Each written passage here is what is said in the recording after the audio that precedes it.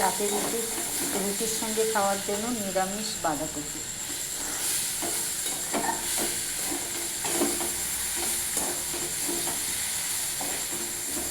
সেই বাঁধাকপিটা সেদ্ধ করে নিয়েছিলাম।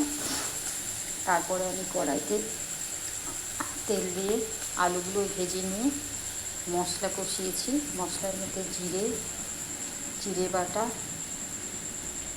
আদা বাটা, লঙ্কা বাটা এবং হলুদ গুঁড়ো এগুলো দিয়ে মশলাটা কষিয়ে বাঁধাকপিগুলোকে আমি এর মধ্যে মিশিয়ে দিয়েছি আস্তে আস্তে। পরিমাণ মতো নুন আর একটু চিনি।